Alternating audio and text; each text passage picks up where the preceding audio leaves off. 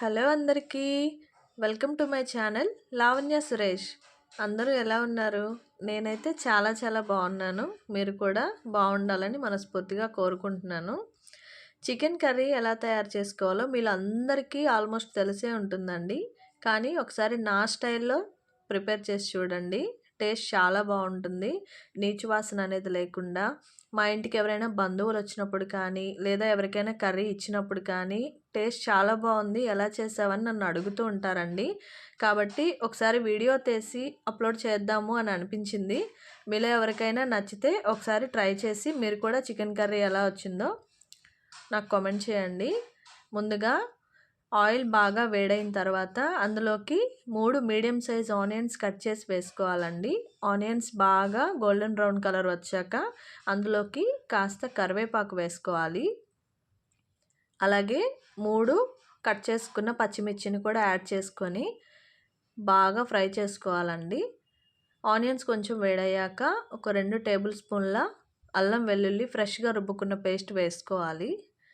అల్లం వెల్లుల్లి పేస్ట్ ఫ్రెష్ది అయితేనే కర్రీ టేస్ట్ కూడా చాలా బాగుంటుందండి. నిల్వ ఉన్నది మనం ముందుగా రుబ్బి ఫ్రిడ్జ్లో పెట్టుకున్నదైతే టేస్ట్ అంతగా ఏం బాగుండదు. కాబట్టి మీరు వీలైనంత వరకు ఫ్రెష్గా రుబ్బిన పేస్ట్ వేసుకోవడానికి ట్రై చేయండి. తర్వాత అల్లం వెల్లుల్లి పేస్ట్ బాగా ఫ్రై అయిన తర్వాత 2 మీడియం సైజ్ టమాటా ముక్కల్ని కూడా యాడ్ చేసుకోవాలి. టమాటా ముక్కల్ని కూడా ఒకసారి ఆయిల్లో బాగా కలుపుకున్న తర్వాత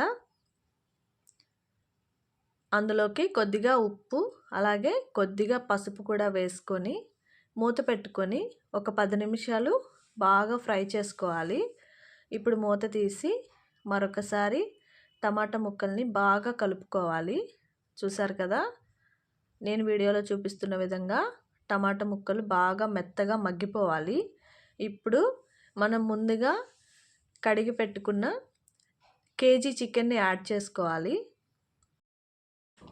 చికెన్ అంతా కూడా కర్రీలో కలిసేలాగా మసాలాలంతా కూడా చికెన్కి పట్టేలాగా బాగా కలుపుకోవాలి. చికెన్ని ఒక్కొక్కరు ఒక్కొక్క విధంగా వారి స్టైల్లో డిఫరెంట్గా ట్రై చేస్తూ ఉంటారండి. ఎవరి స్టైల్ వాళ్ళది. ఇక్కడ నేనేంటంటే ముందుగా మసాలాలన్నీ ఫ్రై అయిన తర్వాత చికెన్ని యాడ్ చేస్తాను. ఇంకొక ప్రొసీజర్ కూడా ఉంటుందండి. ఫస్ట్ ఆయిల్లోనే చికెన్ వేసుకొని చికెన్లోని నీచు వాటర్ అంతా కూడా దిగిపోయిన తర్వాత మసాలాలు వేసి టమాటా అన్నీ వేసి చేసే ప్రొసీజర్ కూడా ఉంటుంది. ఆ కర్రీ కూడా టేస్ట్ చాలా బాగుంటుంది. ఎవరి స్టైల్ వాళ్ళది కదండి. కాబట్టి నేను ఇక్కడ చపాతీలోకి కర్రీ ప్రిపేర్ చేస్తున్నాను కాబట్టి రైస్లోకైనా చాలా బాగుంటుంది. కానీ చపాతీకి నేను చేస్తున్నాను కాబట్టి కొంచెం గ్రేవీ టెక్స్చర్ వచ్చేలాగా చేస్తున్నాను. ఇప్పుడు 2 లేదా 3 టేబుల్ స్పూన్ల కారాన్ని యాడ్ చేసుకోవాలి. కారం మీరు కొన్నదైతే మాత్రం వాడొద్దండి. ఎప్పుడు కూడా నాన్ వెజ్లోకి మనం ఇంట్లో పట్టించుకున్న కారం అయితేనే టేస్ట్ అనేది ఇంకా చాలా బాగుంటుంది. ప్యాకెట్ కారాలు బయట తీసుకున్న కారాలు అయితే మాత్రం టేస్ట్ అస్సలే బాగుండదు.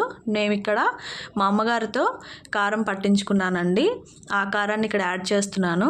అలాగే ఒక టేబుల్ స్పూన్ ధనియాల పొడి కూడా వేసుకొని కర్రీ అంతా బాగా కలుపుకోవాలి. చూసారు కదా, కలుపుతుంటేనే కర్రీ టెక్స్చర్ ఎంత బాగుందో కలర్ఫుల్గా.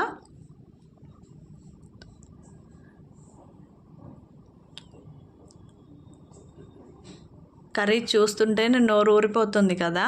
కలర్ కానీ టెక్స్చర్ కానీ అంత బాగుంటుందండి. కారం అంతా కూడా పచ్చివాసన పోయేంత వరకు కూడా ఒకసారి బాగా కలుపుకొని మరొక 10 నిమిషాలు మూత పెట్టుకొని మీడియం ఫ్లేమ్లో బాగా ఉడకనివ్వాలండి కర్రీని.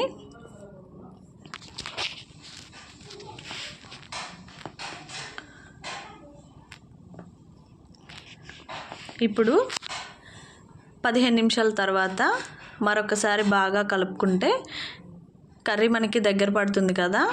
ఈ స్టేజ్లో కొంచెం వాటర్ మనం యాడ్ చేసుకోవాలి. వాటర్ కూడా డైరెక్ట్గా చన్నీళ్ళు వేసేస్తే కర్రీ అంతా చప్పగా అయిపోతుందండి. కాబట్టి ఎప్పుడైనా మీరు నాన్ వెజ్ కర్రీస్ చేసేటప్పుడు చన్నీళ్ళు కాకుండా వేడి నీళ్ళు యాడ్ చేయండి. కర్రీ టేస్ట్ ఏమాత్రం తగ్గకుండా ఉంటుంది. ఇప్పుడు 10 నిమిషాల తర్వాత చూసారు కదా, కర్రీ కాస్త చిక్కబడింది. ఈ స్టేజ్లో కొంచెం గరం మసాలా వేసుకొని మరొక 10 నిమిషాలు కలుపుకున్న తర్వాత, అందరూ కర్రీలో రొటీన్గా కొత్తిమీర వేస్తారు. నేను ఇక్కడ ఈ చికెన్ కర్రీలో మాత్రం కొంచెం పచ్చి కరివేపాకుని సన్నగా తరిగి యాడ్ చేస్తానండి. టేస్ట్ అయితే చాలా చాలా బాగుంటుంది. రెసిపీ ఒకసారి మీకు నచ్చినట్లయితే ట్రై చేసి లైక్ రూపంలో మీ యొక్క అభిప్రాయాన్ని తెలియచేయండి. మన వీడియో కనుక మీకు నచ్చినట్లయితే please do like, share and subscribe for more videos. Thank you for watching my video.